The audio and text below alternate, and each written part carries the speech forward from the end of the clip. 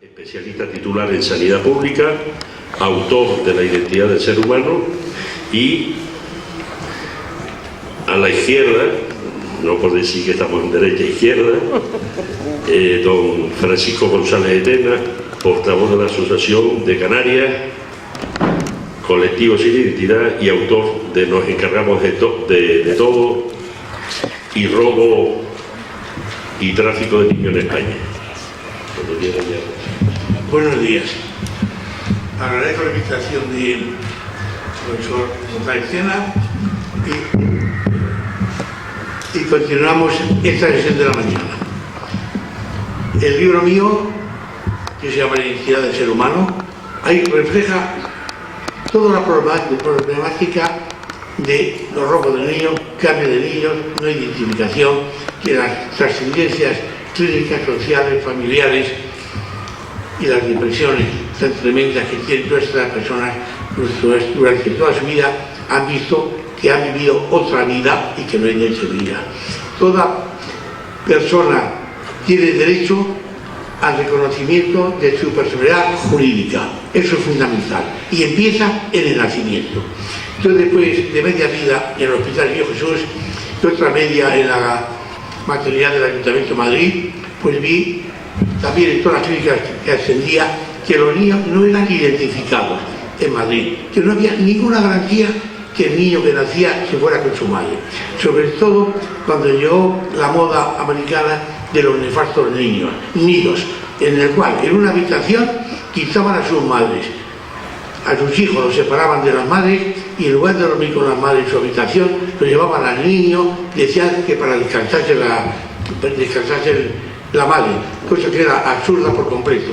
También por higiene, porque al día siguiente iban a pegar todos los miasmas, todos los microbios que podían tener el ambiente de la madre, etcétera, etcétera. Luego no justificaba y al cabo de 40, 50 años ya han suprimido los nefastos nidos. Como yo vi esto, lo denuncié en octubre del 88 a la prensa.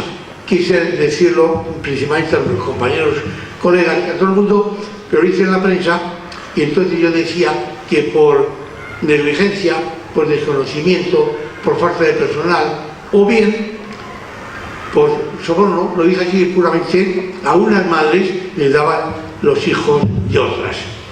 Bueno, al día siguiente me contestó el personal médico, la matrona, diciendo que era imposible cambiar a un niño por otro, que las maternidades tenían los medios adecuados, efectivos, para que en un niño no se podía confundir nunca.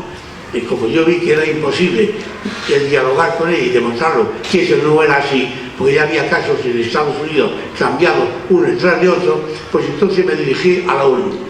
En aquel momento, ya en enero del 89, pues estaba elaborando la Convención de Derechos del Niño. Me dirigí a la ONU y dije, señores, el niño tiene derecho a ser identificado en el momento de su nacimiento y registrado, para que ahí viva su vida y no otra.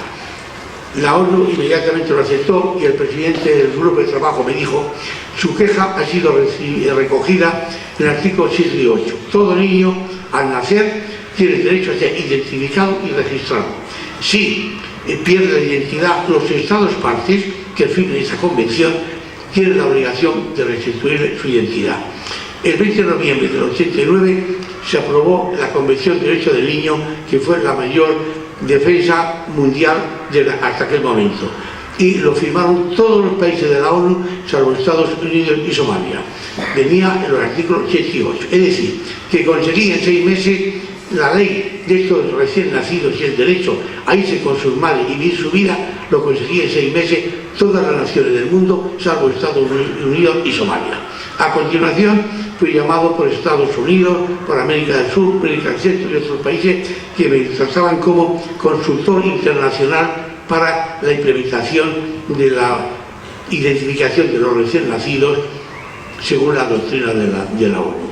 Yo entonces empecé a trabajar porque yo propuse el sistema de identificación universal, que es la huella dactilar, pero esa adaptada a la anatomía y a la vivencia del recién nacido. Vi que en Argentina era lo que más habían trabajado hablo de hace 100 años, y los anatomistas españoles también, los profesores de anatomía también, pero decían que era posible tomar la huella dactilar, pero que costaba mucho trabajo. Entonces se iban a la palma de la mano y a la planta del pie. Entonces yo vi que el año 1938, o sea, hace de esto 80 años, la maternidad de Santa Valentina crearon el servicio de identificación del recién nacido, custodia, seguimiento, guarda y entrega. Pues bien, yo cuando le digo a las maternidades españoles que hace 80 años ya se creó en Argentina para proteger la identidad de los niños estos servicios, es que no me lo crean, es que ni me reciben para que yo le hable de este tema. Entonces en Argentina nace un niño, entra en el paritorio, personal adicto a este servicio, en el cual no tiene nada que ver con la medicina, ni hace ninguna función médica, le toman la huella palmar y la huella plantar. Entonces ya el niño se lo va a su madre y copia se queda en la historia. Ya el niño puede ir a prematuros, a prematuridad, a una incubadora, a rayos X, a lo que sea. Y ya X días o X meses, porque un niño de 900 gramos cuesta por lo menos 1 mes y medio para que recupere sus 2,5 kilos, cuando ya se le da de alta, no se va a casa con su madre, sino va con su mamá al servicio de identificación. Le vuelven a tomar las huellas dactilares o las huellas plantares o palmares, lo que ellos crean oportuno, y entonces el experto en dactiloscopia o permastoscopia dice: señora, las primeras huellas son iguales que la segunda, luego usted se lleva a su casa a su verdadero hijo, que nosotros se lo garantizamos. Y entonces le firma a la madre: me llevo a mi hijo. Cuando yo digo esto, es que ni quieren hablar de este tema. O sea, todas las barbaridades y todas las males que le vienen, que dijo el doctor Tamayo antes, que podían sucederle a la familia porque los cambian de niños o los venden, los roban, no puede suceder. La maternidad en España se niegan absolutamente la seguridad social, las maternidades del grupo cristiano, todas se niegan, es que no quieren abrir el tema. Entonces yo lo que hice es rezarme a mí mismo a conseguir la huella dactilar del recién nacido, nada más nacer, tomarse y que fuera viable. Con la Comunidad de Madrid y con el Estado español tenemos 7 leyes que consiguen, se lo he dado a ustedes, en las cuales el niño tiene derecho a ser identificado y registrado. En Madrid tenemos, la Comunidad de Madrid hizo la Ley de Protección de la Infancia, en la cual el artículo 3º decía que todo niño al nacer tiene derecho a ser identificado mediante un DNI que se le entregará al padre, a la madre o a la persona que dedica a ello, pero nada más nacer, en la cual este DNI o documento de identidad o documento nacional de identidad consta de 6 rectángulos para poner el dedo índice de la mano derecha del niño, el dedo medio y el dedo de la madre. Y entonces esta huella dactilar se le entrega a la madre en el mismo hospital, pero a su vez el hospital se queda con otros 3 rectángulos, con el dedo índice, el medio del recién nacido y el dedo índice de la madre, índice medio del niño, índice de la madre. Y en todo esto pues tendríamos que hablar, que el doctor Medio que antes habló sobre los archivos. Y todo esto queda archivado en la maternidad. Luego se está al alcance de que la madre lo pida. Con esto sí podríamos decir que es imposible un cambio de niños. Todo lo que no sea eso, pues se presa a robos, cambios, ventas de niños y todas las cosas malas que les han cuidado los niños. A su vez, el Estado español, desde el rey Amadeo de Saboya, creó la declaración de nacimiento, el papel amarillo que ustedes habrán llevado alguna vez al registro cuando nace un niño. La primera parte la hizo el rey Amadeo de Saboya el año 1872. Llevaba el niño, al principio después iba el padre, 2 testigos, y al juez decía: mi mujer fulanita tal, en la calle tal, ha dado a luz un niño. Y esto duró 50 años. Al cabo de 50 años siguió el mismo del rey Amadeo de Saboya, pero una anotación del ministro de Justicia de aquella época en la cual decía: parte facultativo del médico que asistió matrona al nacimiento. Yo, con fulanito tal, médico colegiado tal, certifico el nacimiento de un varón o de una hembra. Y firmaba. Pero yo 50 años después dije, oiga, pero este certificado se puede aplicar a cada niño más o menos de su edad, al que sea. La única diferencia es el sexo, varón o hembra. A veces hay sexos intermedios, aunque no se pueden dilucidar, pero bueno, lo más normal es que sea masculino o femenino. Y entonces, ¿qué propone usted? Pues yo propongo, lo que propongo es la maternidad de la Comunidad de Madrid, que era añadir 4 rectángulos para poner el dedo índice y medio de la mano derecha del niño, que a su vez de la madre, el dedo índice y el dedo pulgar. Entonces el Ministerio de Justicia de un gobierno me parece que no fuera, bueno, el reinado del rey Juan Carlos, pues se puso estos 4 rectángulos y ya se completó. Nace un niño por estos dos argumentos principales. El Estado español ha depositado en los médicos y matronas como notarios del Reino de España certificar la vida en aquel momento. Y lo tienen que hacer. Esto es la ley. La maternidad no la cumplen. Así de claro. Pues como no saben tomar la huella, les ponen una mancha, pero entonces en los registros figura que hay una mancha. Y en los públicos entregan el DNI de la Comunidad de Madrid o de la comunidad respectiva, Mallorca, Murcia, Andalucía, que sea, porque después se traspasó las maternidades del INSALU, que eran 260, se trasladaron a la sanidad de la comunidad respectiva. Bien, entonces son falsedades en documento público. Imagine usted la cantidad de falsedades que hacen todos los días, 1000 falsedades diarias, porque no lo quieren hacer. Yo me propuse hacerlo y lo conseguí obtener, para decirse que soy el primero en el mundo que ha obtenido la huella dactilar del recién nacido y la he publicado. Aquí tiene usted un trabajo mío donde se lo ofrezco. Un recién nacido de mi clientela privada se me tomó la huella dactilar del recién nacido al nacer el 18 de febrero del 89, pero se publicó en una revista médica. Al nacer, a los 25 días, al año, a los 4 años y medio, y también lo publiqué a los 27 años. Entonces, en la primera, la huella dactilar del recién nacido, fue un perito de la policía, el cual certificó que era completamente útil, que era perfectamente identificable. Entonces ya el que no se podía hacer ordinariamente se había destrozado ese muro, pero sin embargo las maternidades hoy ni quieren ver estos trabajos míos, ni quieren obedecer ni cumplir la ley, lo que están todas ya fuera de la ley. Lo que a mí me han ayudado ha sido la Interpol, la cual me publicó en su revista de Interpol este trabajo mío donde figura el DNI de la Comunidad de Madrid, un niño como ven ustedes que está jugando sobre una huella dactilar.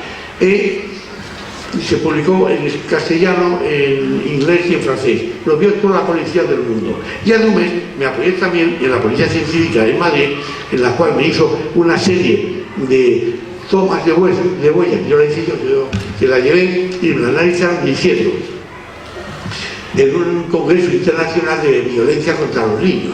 Pero la policía decía lo siguiente en sus conclusiones: las identificaciones del recién nacido mediante la toma de impresiones es perfectamente viable. En todos los casos estudiados se tuvieron dactilogramas identificables. Luego entonces, ese DNI de la Comunidad de Madrid, que le presento aquí, pues se puede presentar y se da a la comunidad médica mundial, o también a la Interpol mundial, para que se pueda aplicar en otros países. Creo que es una buena cosa para España, porque se podría exportar con la marca España. Después también le presento aquí de los hospitales argentinos, Asociación para la Protección de la Identidad, que dicen, ustedes lean, la maternidad Alberto Peralta, desde 1938 se crea el servicio de identificación de recién nacido. Hospital Mercante también se crea por aquella época.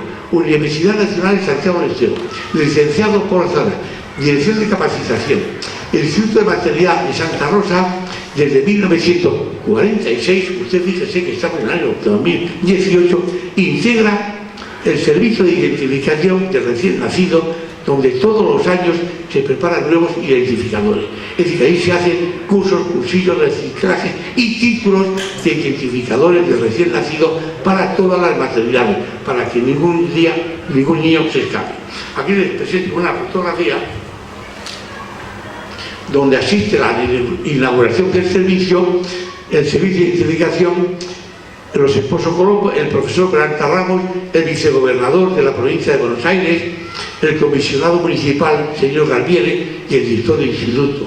Pero también dicen que las matronas asistieron a un curso de perfeccionamiento en la jefatura de Policía de La Plata. Es decir, que como en España nunca ha habido docencia, pero le dan a la matrona una tableta con tinta, ponen el dedo, lo ponen en estos rectángulos, pero eso no identifica absolutamente nada. Pero son conscientes de que lo hacen mal, son conscientes de que esto es una rivalidad, pero podríamos decir que les importa muy poquito. Continuamente hay casos de niños cambiados, por más que las asociaciones de niños robados insisten, pues no se niegan las maternidades a darles las historias clínicas, los archivos que decía el profesor Cello Ángel. Y en este momento hay en Madrid, soy un bebé robado que decía, pero es que hay en este momento en Madrid el Hospital de la Paz, el más grande de Madrid. Entonces, el 12 de octubre, la maternidad del Gregorio Marañón, la maternidad de Santa Cristina, es decir, todos los hospitales públicos como el que dice, más el San Antonio Rosario, que es dentro de los hospitales católicos, el San José, la clínica también de la Cruz Roja. Uno dice, bueno, pero esto es un escandalazo. Aquí lo viene publicado en el periódico diciendo, soy un bebé robado, y hay publicado. Pues es que las maternidades ni entregan los archivos, ni hacen comprobaciones, ni hacen nada de nada. Aquí concretamente, en Tenerife, hubo un cambio de niños. En un hospital, aquí en Canarias, una mamá dio a luz a dos gemelas, dos niñas. Y 2 días después, una mamá tuvo una niña. Pues cuando fue la hora de darles de alta, la mamá se llevó a una hija melliza. La otra melliza fue a la otra habitación. Y de la otra habitación fue con la anterior melliza, y a cabo de 38 años fue aquí un escándalo porque se demostró que eran exactamente iguales y habían sido cambiadas. Le costó, no sé si a la comunidad o a la seguridad social o a la identidad que fuera, le costó 800 millones de pesetas, tuvo que pagarla por indemnizaciones. Pero recuerdo que en una clínica norteamericana, por un cambio de niños, hubo que pagar 10.000 millones de pesetas de hace 40 años. Como todo esto está muy bien documentado y muy bien hecho por la ley española, que está muy bien, por la ley argentina, ustedes habrán visto cuando nace un niño en España, se da una cartilla sanitaria. Pues represento la libertad sanitaria materno-infantil de la República Argentina. Aquí figura también la identificación, pero con el impreso que dice ficha identificadora recién nacido, pero te dice palma derecha al nacimiento y el pie derecho al nacimiento. Y en el otro lado te viene la palma derecha al alta y el pie derecho al alta. Nosotros lo hemos perfeccionado mejor, pero yo digo en teoría, están todas las leyes hechas, están los gráficos, los reglamentos que hay que hacer. Porque yo cuando hablo conmigo digo, oiga, es que hay una ley que dice que el personal médico, si no sabe, pues se tiene que poner, tiene obligación de ponerse al alcance de sus conocimientos. Y entonces yo le cito una cita, que hace ya 100 años en España se fundó la Legión Española, que todo el mundo hablamos, y en Francia la Legión Extranjera Francesa para actuar en África. Allí cuando se presentaba un mozo para sentar plaza, pues todo lo que decía era todo falso, pero la Legión lo aceptaba como verdadero. Lo único que era verdadero allí, que le tomaban la huella del pulgar de la mano derecha al muchacho, al mismo tiempo que le daban 500 pesetas, lo que eso era, por sentar plaza allí. Pero esa huella, por vía telegráfica, se mandaba a todas las unidades de la Legión Española, a la Legión Francesa, para que el muchacho, ya soldadito, no desertase y pasase a otra unidad para cobrar la paga por el asentamiento, ¿no? Más le podría decir yo muchísimas cosas, pero yo quisiera saber quiénes son ustedes, quién soy yo. ¿Me puede usted demostrar que usted es usted con los papeles en la mano? Le aseguro que no. Su hijo, su nieto, su sobrino, no. Es que todas las naciones de España violan sistemáticamente el derecho de todo recién nacido a su identidad. Con una agencia de protección de datos, a partir del día 25, ya funciona la protección de datos. Yo digo, pero ¿qué maternidad puede decir garantizar los datos si ustedes no lo toman? Si son falsedades documentales a conciencia. Esa declaración, podríamos decir, de la Agencia de Protección de Datos, decimos lo siguiente. En resumen, en las maternidades del país, al no identificar, según ley, al recién nacido, según ley, los que entonces están son ilegales. Violan sistemáticamente el derecho a su identidad. Se puede comprobar en cualquier maternidad pública o privada. Porque decir, bueno, esto sí es posible, sí o no, pero que lo puede usted completar. Yo escribí 4 veces a la presidenta de la Asociación Española de Pediatría. La primera en el mes de septiembre, la segunda en enero, febrero, aún no me ha contestado. Es que no les interesa, pero yo presento cientos de DNI de las comunidades de Madrid, pero de distintas maternidades, desde ahí no identificará. Sí que esto es una vergüenza nacional, es un escándalo. Propone que todas esas cosas puedan suceder después de lo que decía el profesor Tamayo: niños robados, cambiados de precio, etcétera, etcétera. Seguimos. Se puede comprobar. Las consecuencias son los intercambios de niños. Eso es otra. Si usted no identifica quién es el niño, la consecuencia puede ser los robos, adopciones irregulares, y cuando se les da por primera vez el DNI, es decir, que un niño tiene derecho a llegar por obligación a los 14 años, el DNI lo puede tener a los 2 meses, pero claro, si la primera vez no le toman la huella, después le dan, el papá lleva a su hijo o al hijo que le han dado, o sea que ya la falsedad se hace legal, ¿no? Y cuando se da la primera vez, y todo esto, pues no responde a su identidad. Si dan un DNI diciendo que es hijo de este señor cuando no lo es. Es decir, todas estas irregularidades, me gustaría que ustedes me hicieran todas las preguntas, porque yo estuve en Venezuela, estuve en Caracas, en Estados Unidos, he estado en muchos sitios dando conferencias, en hospitales enteros me han llamado para verles cómo hago yo las tomas, que es la cosa más fácil del mundo, pero el grueso se niegan, la maternidad de España se niegan a dar al recién nacido todos los derechos que les corresponden. No quiero decir más, espero sus preguntas.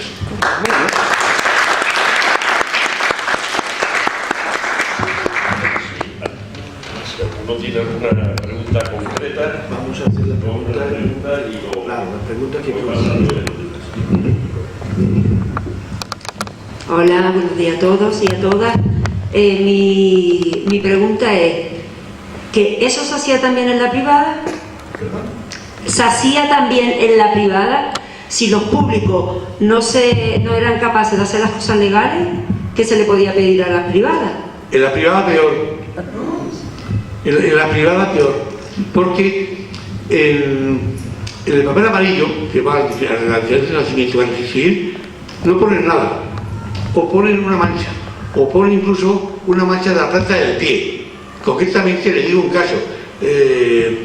La prima del rey actual, la Zuriza, la señora Zuriza ha tenido por inseminación artificial un varón, lo sabe la prima de toda la prensa nacional. Y entonces, en una de esas revistas Corazón, tenía que había sido trasladada del Sanatorio del Rosario a La Paz para mejor asistencia médica. Y entonces viene la fotografía de la declaración de nacimiento con una mancha del pie. Entonces, que viaja esta señora, es un varón, viaja del sanatorio del Rosario sin ninguna documentación, sin ninguna garantía que vuelva con su madre. Y en el hospital de La Paz va a estar un mes, mes y medio o 2 meses. Y yo pregunto, ¿pero va a volver con su madre? ¿Qué garantía tiene la señora Zuriza que vuelva con su madre? Ninguna. Ninguna. Igual que los demás. O sea que los privados peor. Porque además, al menos en los hospitales públicos, como el carnet de identidad lo hace la Fábrica Nacional de Moneda y Timbre, pues se lo venda a los públicos. A los privados es que no quieren ni comprarlo. Pero es legal que lo hagan. Todo niño que nace en la Comunidad de Madrid tiene derecho a ser identificado mediante un DNI, etc. Pues todos los privados dicen, eso es para la seguridad social. No, para todos los niños. No puede haber distinciones, pues no hacen nada. Gracias. Hola, buenos días. Mi pregunta es, en el momento en que hay un parto, por ejemplo, gemelar, ¿no? Y uno de ellos está mal, o aparece como que el niño tiene problemas en el momento de quirófano y tal, ¿cómo se realiza esa identificación que propone usted? Si hay esa urgencia con ese niño. Esa es la... Muy bien, de acuerdo. Algunas veces, eso ya está previsto, algunas veces, pues efectivamente no se puede detener uno a hacerlo esto, pero es facilísimo. Pero puede usted cortar un mechón de pelo y apuntarlo y ponerlo ya en una tarjeta. Un mechón de pelo, ahí ya está dado. Entonces no hay problema. Aparte de eso, que si de 100, pues 95 los tomamos la identificación, los otros 5 habrá que hacer la ADN o no, pero ya veremos. Pero vamos a empezar haciendo a los 95 que se puede hacer, vamos a hacerlo. Sí. Hola, buenos días. Vamos a ver, en España nos llenamos la boca, más bien se lo llenan un poco con la justicia y la legalidad. Por lo que he entendido, se ha hecho mejor en el extranjero esta comprobación de la identidad del niño que en España. En España, aunque se ha propuesto que se lleve a cabo, vale el sí pero no, o sea, sí en teoría pero no en la práctica. Bueno, mire, usted imagínese que en el año 1950 en las maternidades de España no había pediatras, empezaron ahí voluntarios que no les pagaban. A partir de los años 50 ya se crearon primero la pediatría y la neonatología, y entonces le hablaba usted de la identidad y era completamente de chiste. Le ponemos una del niño, le ponemos la huella del pie al nacer. Yo trabajo con la policía científica y el 90% de esas huellas de la parte del pie no servían absolutamente para nada, porque no había habido docencia, pero lo hacían al nacer. Pero después, como iban al nido o iban los separaban de la madre, a la salida no se lo volvían a hacer. Es que si se lo hacen al nacer, pero no al salir, y han sido separados de la madre, se rompe la cadena de custodia. Luego entonces, es que es de chiste.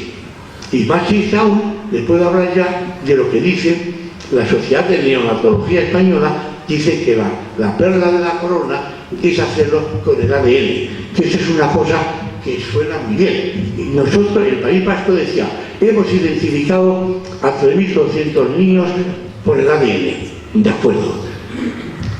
¿Cuántos ADN ha hecho usted?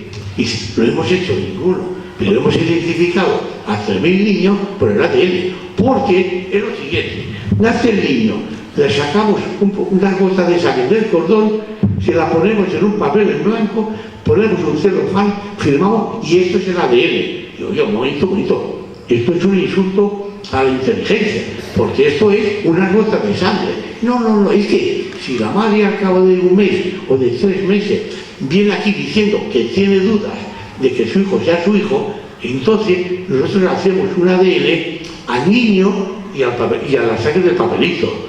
Y oiga, si viene una mamá con su niño que tiene duda, le hará usted el análisis de ADN al niño y a la madre. No, al papelito. Bueno, ya vamos a hablar en serio, que somos personas mayores. Y eso te lo pone por escrito la Asociación Española de Neonatología, la cual ni a mí ni me quiere leer, ni me quiere recibir, ni quiere que le diga lo que le estoy diciendo. O sea, los colegios católicos, perdón, porque yo soy muy creyente. Pues resulta, vamos a ver, esto es lo que hay. Si un médico, por la ley del César, tiene que cumplir la ley del César y no la cumple, oye, eso será un pecado. Pero si la consecuencia de no identificar a los niños supone que pueden ser cambiados, robados, vendidos, de mayores, si son soldados, niños soldados, pueden ser juzgados por mayoría de edad. O bien una cosa muy grave, que se puede casar con su hermana, porque yo ya tengo niños, como los separan, los han cambiado, la atracción de la sangre, que es muy fuerte, yo las cosas pongo en mi libro, en este libro mío, pues se pueden casar entre ellos. Si una persona que sabe que por no hacerlo bien pueden suceder esas cosas, yo creo que es un pecado gravísimo de visión. ¿No creen ustedes? Por supuesto. Doctores, tiene la Santa Madre Iglesia, le estoy consultando, que espero que me sepan responder. Lo del ADN es maravilloso. Es la tomadura de pelo mayor. Pues la gente está encantada, ¿verdad? No, me han hecho un ADN. Pero vamos a hablar en serio, que un ADN pesa por lo menos 40 o 50.000 pesetas. Si son dos niños y madre, oye, ya son 100.000. Es que se van los presupuestos. A ver, sí que yo he ido desde la Julianea a Bilbao, he recorrido toda España, me he peleado con todo el mundo y no quiero decir más parroyas. Termino con esto. Pregunta si quiere usted, que el doctor sea. Ya podemos pasar. La última. O sea, en el tema de la administración española, en los hospitales públicos, cogían la huella plantar del bebé, ¿no? Perdón, ponían una mancha Sí. que decía que era huella del pie. Pero como no habían aprendido de macroscopia nunca, era una mancha que no identificaba nada. Que no servía para nada, ni sirve. Exacto, no servía para nada. Pero como además después a la salida no lo repetía, es decir, hacemos que hacemos. Sí, yo quería aprovechar ya para poder cerrar. Llama la atención en los registros civiles, identificando pues el niño, quien firma es una comadrona. ¿Médico o comadrona? Realmente se está dando el caso que los niños robados son más las comadronas y luego no están identificadas las comadronas, Señora tal, no tiene ni siquiera la parte colegiada, la parte, lo que no entiendo cómo el registro civil en esta fase, quiero decir, porque algo jurídicamente que es una identidad debe tener un valor documental bastante potente. El papel amarillo, Sí. el papel amarillo lo aceptan los registros civiles, pero no deberían de haber aceptado. Pero claro, estamos hablando de comadronas del año 50, 40, que cualquier persona, mujer, podía atender ese parto y automáticamente da eso. Por supuesto, porque los 4 rectángulos se pusieron en el año 1999. Los 4 rectángulos para perfecto. Pero desde el año 58, desde el año 58, pone que la matrona o el médico certificó que doña fulanita de tal ha tenido un niño. Ahora bien, la trampa es que con otros papel amarillo podría decir que fulanita ha tenido esto. O sea, se está muerto el niño. Bueno, pero es que la adopción, para que sea legal la adopción, tiene que el niño tener un mes. Porque antes del mes no es que sea ilegal, es que no es legal. Entonces es mucho más rápido y más cómodo que la señora de 50 años, que es la que quiere adoptar al niño, el médico firma, o la matrona firma, que lo ha tenido esa señora, y no su verdadera madre. Ahí está la trampa. Bueno, yo creo que la última ya para pasar ya. Sí, yo más que nada lo que quiero es, si en los años 50 no era tan seguro la huella, y hoy en día nos vende como que el ADN es muy seguro, como que mi hermana conmigo hace un par de años nos la dábamos como hermanas, cuando somos hermanas. Sí, repite la pregunta otra vez. A ver. Su hermana que se hizo la El ADN. ADN conmigo, porque nosotros nos criamos separadas y queríamos hacer el ADN y nos dio, hoy actualmente nos dio que no éramos hermanas. Entonces, ¿qué seguridad hay de antes si ahora están las cosas así también? Sí, él se ha hecho el ADN, su hermana, no han dado resultado el ADN y siendo hermana. ¿Se puede fiar uno de ellos? Revisado. Que si repetir la ley. Revisado usted. Quiero que Para que me gaste 1 millón de pesos de euros. Porque el ADN es, iba a decir exacto. Para ser un caso, confírmelo usted. No, yo lo confirmé por el hecho de que yo protesté, porque yo sabía que eran hermanas y nos parecemos todos iguales, que somos iguales. Y al final hicieron otra prueba ellos y dijeron que éramos hermanas de padre y de madre, que efectivamente éramos hermanos. Pero anteriormente nos dijeron que no teníamos nada que ver. ¿Qué es lo que seguro aquí? Depende de la ley, mire, digo yo los genetistas se olvidan. Ya, ¿te puedo hacer Sí. una aclaración? Vamos a ver. En el transcurso de las investigaciones se han descubierto, y esto sí que es un auténtico palo para la justicia española, se han descubierto manipulaciones intencionadas en las pruebas de los perfiles de ADN. Sobre todo cuando son clínicas poco fiables. Entonces tenemos un problema con una señora que ha hecho lo mismo, pero lo ha hecho intencionadamente para probar que había habido fraude con su hijo, pero ha tenido que simular la no identidad cuando ya la habían dado antes, que no eran madre e hijo. Está buscando a sus dos hijos desaparecidos, ya localizados por ella particularmente. Entonces, lo que tratamos de modificar en esta ley que está en marcha en este momento, la PL Canarias, es que exista una cosa que parece un poco rara, que es que haya un equipo de bioética independiente que haga seguimiento y certificación de aquellas pruebas de ADN dudosas. Esto es costoso, no lo puede asumir un particular, porque un equipo de bioética tiene que estar formado por profesionales muy cualificados y solamente lo puede sufragar la administración, porque es además su obligación. Esto está planteado con nosotros en las modificaciones que hemos hecho, las apelaciones que hemos hecho a la PL. Y es una pena que hoy aquí no haya ni un solo representante del poder político de Canarias, sobre todo involucrado en los procedimientos de debate del borrador de la PL. Porque esto es una de las aportaciones que hemos hecho, que consideramos fundamental, en paralelo con la creación de un instituto de solvencia, de seguimiento histórico, de la memoria. No la memoria histórica, sino la memoria, que ahora después lo cerraré. Entonces, esas dos cosas son fundamentales para el transcurso de la PL en Canarias, que podría ser, en caso de prosperar, un modelo a seguir en toda España. Ojo a esto, porque las 8 leyes anteriores adolecen de defectos muy importantes, entre ellos que no prevén fallos cuando hay repetidos fallos, que acabamos de empezar en los pruebas de seguimiento por perfiles de ADN. Muchas gracias. Pues nada, yo creo que ya podemos pasar el tiempo relativamente corto, muy interesante todo esto.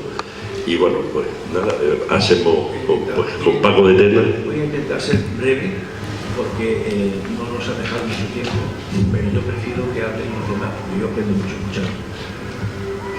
También aprendo mucho de cuando se hacen preguntas que suelen ser muy inteligentes.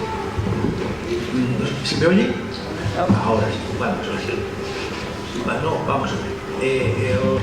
El procedimiento que se hizo no se oye. El procedimiento que seguimos al presentar las preguntas a la PL era una pregunta que parece una ridiculez, que pretendía pasar de las historias particulares a la historia con mayúscula. Y esto que parece una tontería, dicho así, es que realmente en este momento hay un clamor social porque las historias de cada uno no forman un conjunto razonable poder aplicarlo a la historia con mayúscula, porque hay muchísimos huecos. Y Víctor Manuel antes ha puesto el dedo en la llaga al decir que el principal fallo es no tener las referencias documentales acreditadas en los archivos. Y entonces la pregunta que nosotros hacíamos era la siguiente: hay que pasar de las historias a la historia con mayúsculas. Pero después se planteaba una pregunta que seguía ella. ¿Estamos preparados para ello? O sea, ¿realmente la sociedad española está preparada para asumir que las historias que cada uno lleva en su mochila, cuando se pongan en conjunto, se contrasten y se cotejen con los archivos? Vamos a intentar que sean fiables, y para intentar que ello sea historia con mayúsculas y sin etiquetas. O sea, no es una etiqueta que acabe en 1978, sino que la historia no admite compartimentos estancos, sino que es un devenir, y realmente ahora mismo estamos vivos muchos que nacimos al principio del franquismo. Yo nací en el año 42.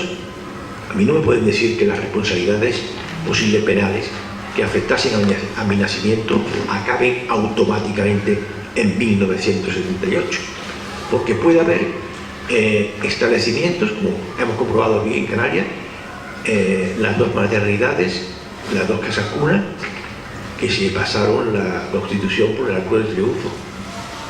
¿Por qué? Pues porque eran instituciones que tenían la prerrogativa de ser inmunes a las inspecciones. Yo he revisado los archivos que están en el ACA, están al servicio de cualquiera. No hay ni una sola acreditación de que los organismos que actuaban en nombre del Estado, concretamente en Canarias, los jardines infantiles de la casa cuna de Tenerife y de Las Palmas, pasasen en toda su vida ni una sola inspección. Quiere decir que funcionaron de forma autónoma y autocrática. Ellos ponían las normas y ellos las desarrollaban a su libre criterio.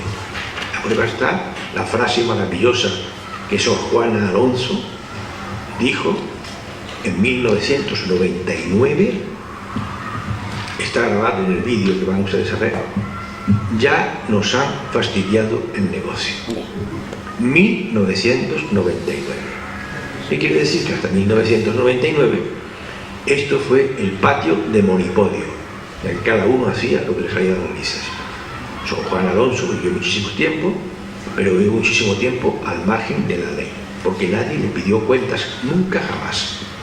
Aquí hay algunas personas que están todavía vivas, que pasaron por sus manos y pueden acreditar que dentro de la casa cuna se hacía absolutamente lo que la famosa monja dijera, que era ley inexorable. Fuera un rapto, fuera una venta, fuera una desaparición masiva de niños, como hemos encontrado en los famosos octavillas de difusión interna, con una columna entera que decía entregados cientos de niños. Y ahora la pregunta clave: ¿entregados a quién? ¿Con qué control? ¿Quién ha hecho el registro? ¿A nombre de quién? ¿Dónde fueron a parar? ¿Hubo seguimiento? ¿Hubo comprobación de que a esos niños entregados se les dio la dignidad exigible a un neonato? Porque esta pregunta está en el aire. Está sin comprobar. El Estado ha cometido una gravísima infracción al no ejercer el control y la vigilancia adecuada sobre esos establecimientos que al fin y al cabo eran una continuidad del Estado en su ámbito particular. Las Islas Canarias no eran una cosa independiente ni iban por libre, dependían de una ley y dependían de unas administraciones del Estado que deberían haber ejercido controles como mínimo. Pero, ¿a qué viene esto? Justamente a contestar a la pregunta que se hacía: las secuelas. Las secuelas, yo me interesé por el tema de los niños robados precisamente porque había estudiado anteriormente, y fue mi tesis doctoral, lo que después, en los años 40, eran los hogares de auxilio social. Los hogares de auxilio social eran establecimientos del franquismo en donde teóricamente se daba acogida a los niños para protegerles en familias desestructuradas. Bien, familias rotas. ¿De dónde procedían las familias rotas? Prácticamente la totalidad procedían de la represión franquista. Aquí hubo una pregunta, hubo una frase que se repitió durante 10, 12, 15 años y era el modus operandi del franquismo. La palabra clave era limpieza. Cada uno que revise los discursos públicos dados por los altos representantes de los golpistas, la palabra limpieza aparece de forma sistemática. Y la palabra limpieza hacía referencia no a la limpieza normal que se hace en una casa cuando se entra, no. Aquí seguimos pisoteando la mierda, perdóname la expresión, que se ha acumulado en el piso que estamos nosotros pisoteando, porque nadie se ha preocupado de limpiar la casa cuando salieron las vacas. Las vacas se cagaron aquí, pero aquí se queda mierda.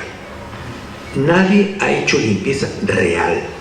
Se hizo una limpieza ideológica y casi biológica.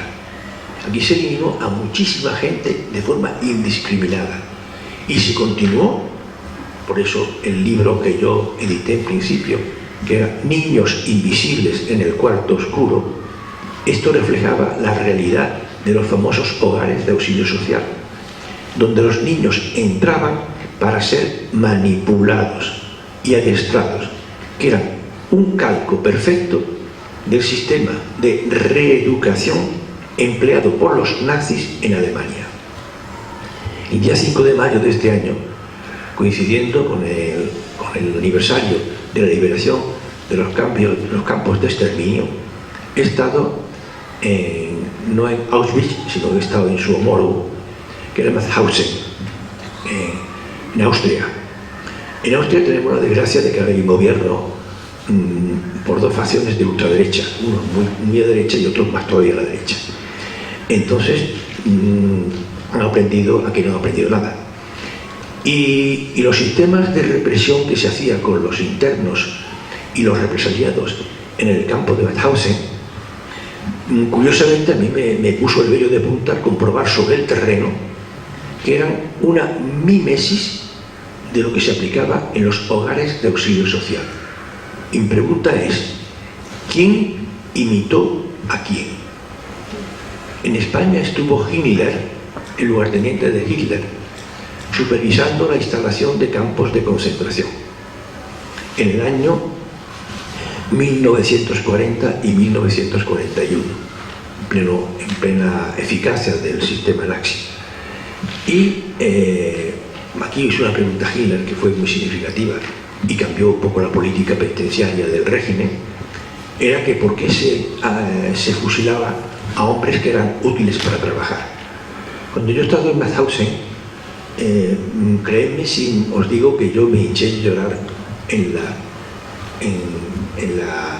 el centro que tenía de sacar de las canteras la piedra de granito rosa que después sirvió para construir toda la estructura del campo de Mauthausen, y ante la escalinata de 186 escalones, que por cierto el actual gobierno de Austria la ha cerrado para que nosotros no la podamos visitar, un modo muy inteligente de impedir que accedamos a la historia.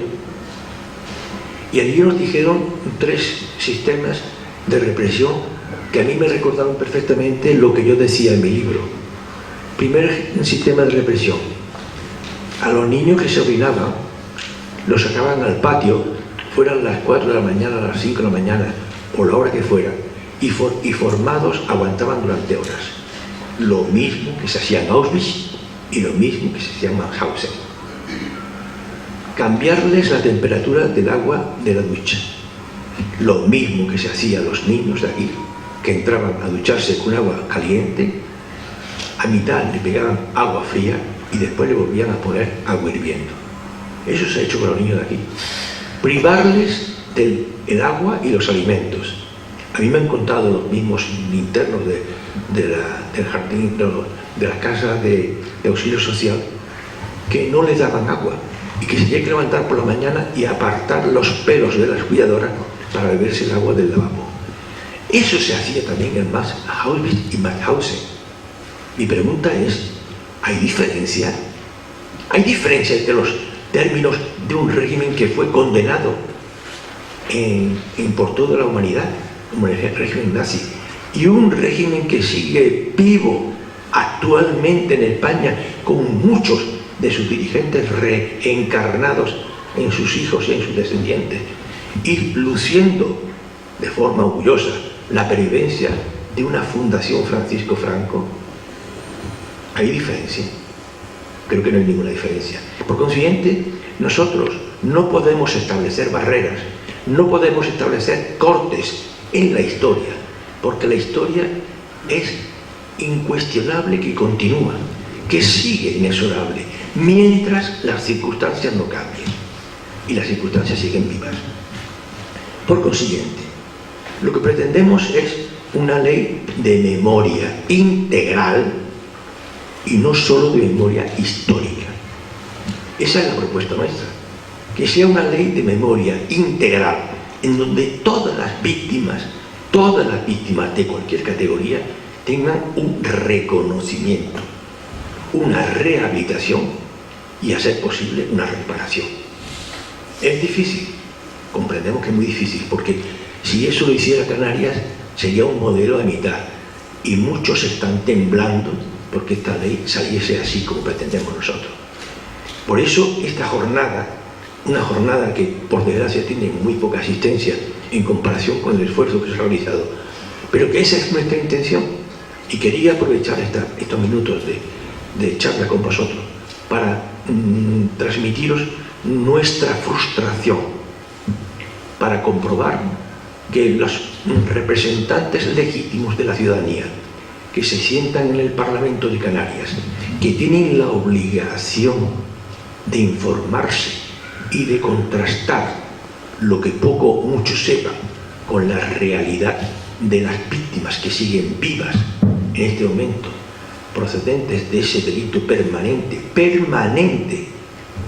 a pesar de que se nos ha negado ese tal reconocimiento. De momento está presentada la petición con fecha 17 de octubre del pasado año, pidiendo a la Comisión de Justicia e Interior del Congreso de los Diputados que se reconozca, no que se implante, que se reconozca la imprescriptibilidad de los delitos permanentes. Esto que parece un oxímoron jurídico, que es una contradicción en sus propios términos, debiera de llevarnos a decir que efectivamente los delitos en los que no ha aparecido el cuerpo del delito, o sea, no han aparecido los desaparecidos, los casi 300.000 niños robados en España, a pesar de que don Baltasar Garzón, al que tengo todo el respeto del mundo, me dijo que ellos solamente habían valorado en 30.000 los desaparecidos, pero yo le dije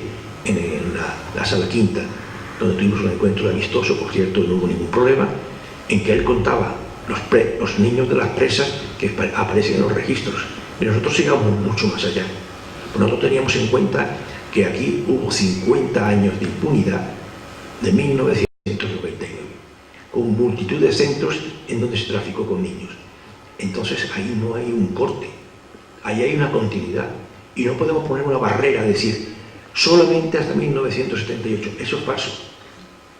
Y eso esa traba de investigación aparece reproducida como límite para las investigaciones en todas las 8 leyes anteriores autonómicas. No hay posibilidad de invocar las responsabilidades de los criminales más allá de 1978. Pretendemos también que la ley de Canarias no tenga ese límite artificial, porque las responsabilidades, y es el nombre que le pusimos a esto, siguen vivas al día de hoy. Al ministro del Interior, en una entrevista que tuvimos cuando era ministro de Injusticia, don Alberto Ruiz Gallardón, que estuvimos reunidos todos en la misa, le dije, usted tiene un problema. Por la calle hay 300.000 ciudadanos que van con el carnet de identidad cambiado, y no se lo creía. Dice, no, a mí me consta solamente el auto que le ha costado el puesto al señor Garzón. Nosotros no estamos en el ámbito judicial. Nosotros somos sociólogos. Y nosotros lo que tenemos que pulsar es lo que la gente siente, no lo que la ley traduce, porque la ley puede ser tramposa. Intentamos cambiar la ley. Por favor, pedimos que nos ayudéis. Muchas gracias.